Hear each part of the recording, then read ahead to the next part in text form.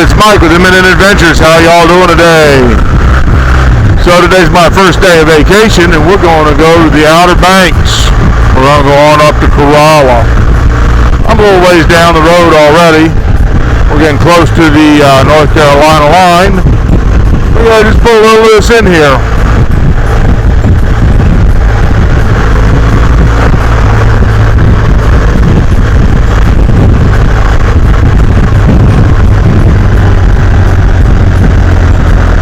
Okay, there on our right is the border station.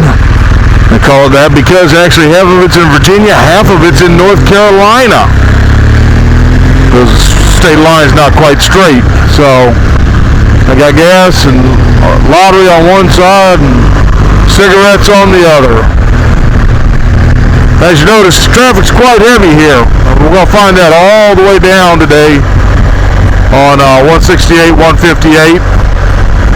It's a trademark of the weekend during the summer. So if you're coming, today's Saturday, it's about 12:30.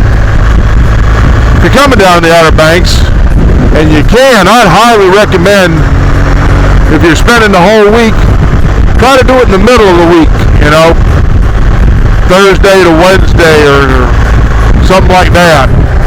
Avoid Friday, Saturday, and Sunday traffic if you can. But if not, hey, it'll still be here. Here on the right's Morris Farmers Market. Another one of them staples that have been down here on this route for forever. It's got a collection of old vintage tractors out front. Really cool stuff. Now you can see traffic's still pretty heavy. Well, not real heavy. It doesn't look like it right now, but signs are telling me I got 29 miles to Kitty Hawk, and it's going to take 62 minutes. So for every mile I run at the speed limit, means I'm going to have at least a mile or two sitting still. Yay!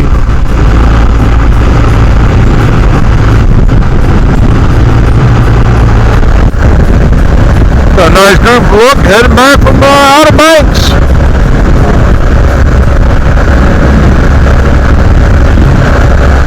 Up ahead's a new water park. That's fairly recent. We're only a few miles now from the bridge to go over.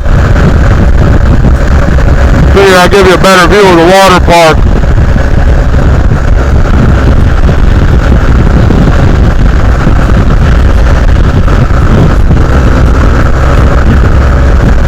Coming up here on the left is the Outer Banks Harley-Davidson. It's actually not on the Outer Banks. It's about a mile before the bridge. Sitting down here in the cut. So, okay, getting ready to come around this corner and get up on the bridge, the causeway, however you want to call it. Head on over to the Outer Banks. For those of you new to my channel, my name is Mike, and I ride a 2016 R1200 GS BMW. Adventure Touring, beautiful bike. This little trip today is going to be about a total of 100 miles. Not even going to bother to stop for gas.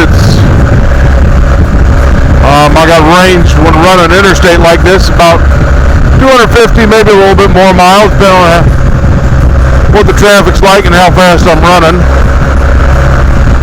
Just a real comfortable bike. Up till now, I've always had, well, rephrase that, not always.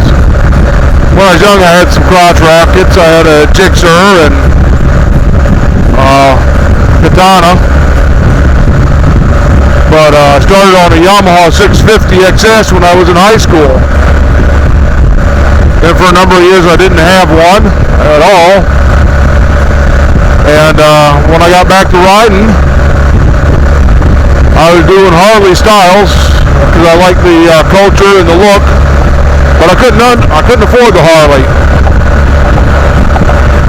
Then around 2005, I bought my first Harley Davidson. It was a 04 Police Edition electric light. It had been a lease. So I bought it at 9 months old and 9,000 miles. And I loved it. And I stayed on them until last October. 2 electric lights and 1 Dyna.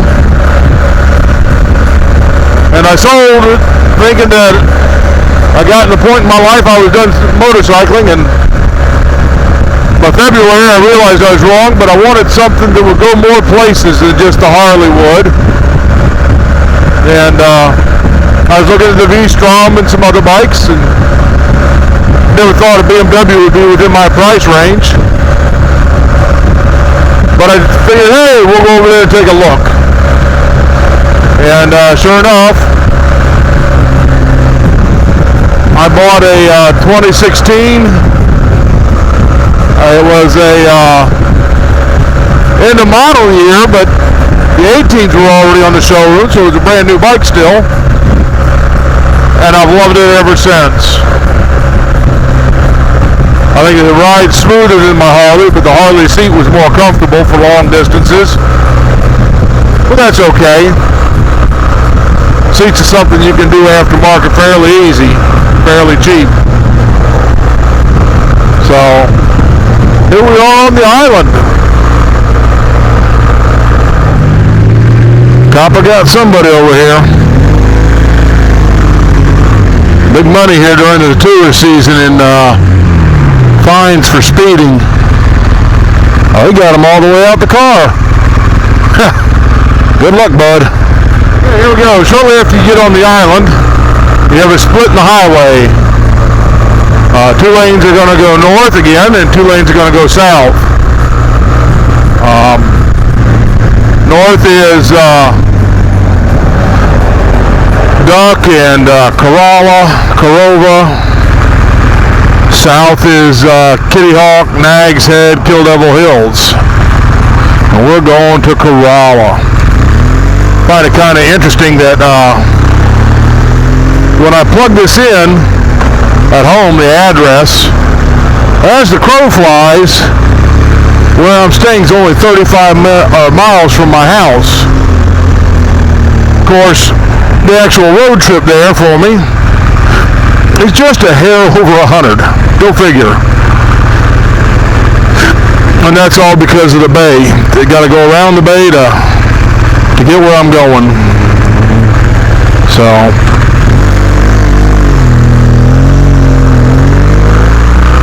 sitting here having a little problems with my Cena today.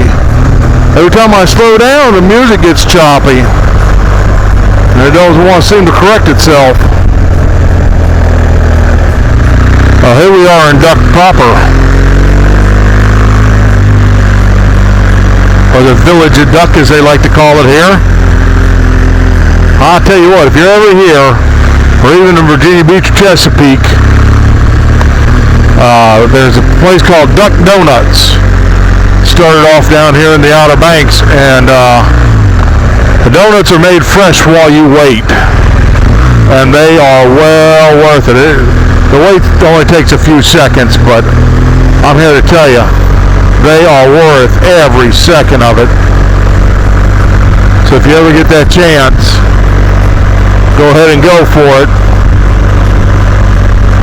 So now that we're past that part of Duck, most of the rest of the way up should have very little traffic.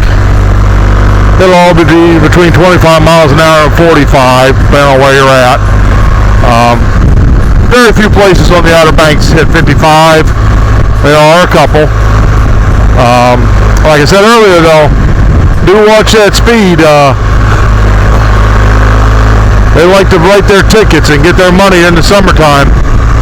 Because once this season's over, there ain't a whole lot going on here and a whole lot of money to be made. So, and hopefully while we're here, we'll get a chance to, the wife's bringing down my truck, and hopefully we'll get a chance to get that out on the sand, and we'll record some of that too. maybe get a chance to see the wild horses up here in Kerala. They're believed to be descendants of the Spanish ponies that were brought here by the Spaniards. And before the U.S., the British colonies, and they were believed to have been left here. Sunset Raw Bar and Grill, good place to eat. I've said it before, I'll say it again. I'm not endorsed by anybody, nor am I paid by anybody. So if I give a recommendation, it's because I've eaten there, or I've got friends that I trust that have eaten there.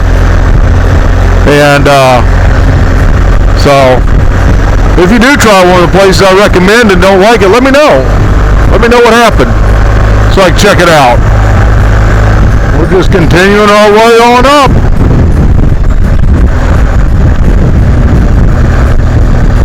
This is like North Duck or something like that. Basically, these are all just little, most of it's rental villages on up through here. You'll have some, and then you'll have a break, and then you'll have some, then you'll have a break again. So,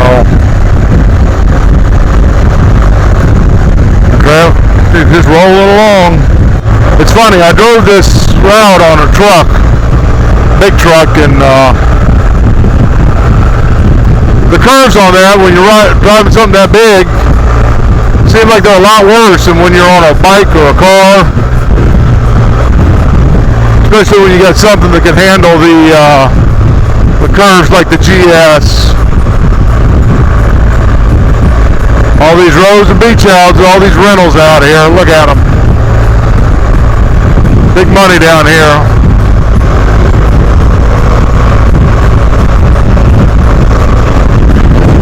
We basically got me, the wife, got my in-laws and her kids and grandkids, and we, the weekend we split it all the way up for all of us, so it's not as bad. I know other people, they bring down 2-3 families or a few guys or whatever and rent them for the week.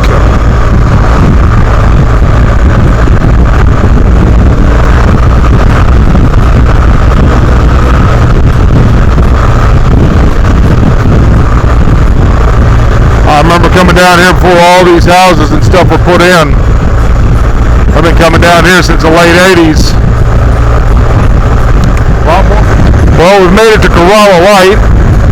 We're officially back in Currituck County. So,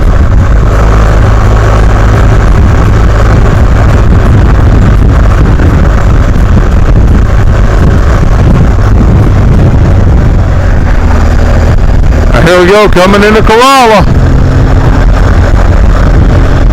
Got Timbuktu up here on your left, and Buck Island.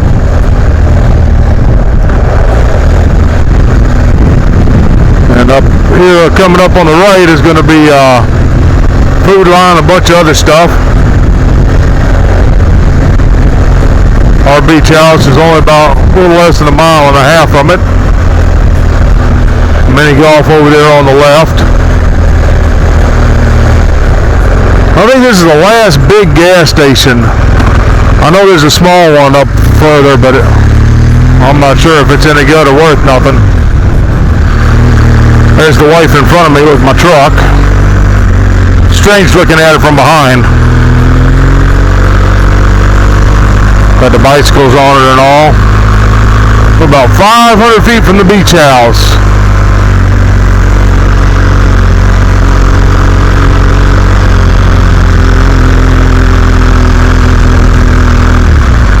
And there we are.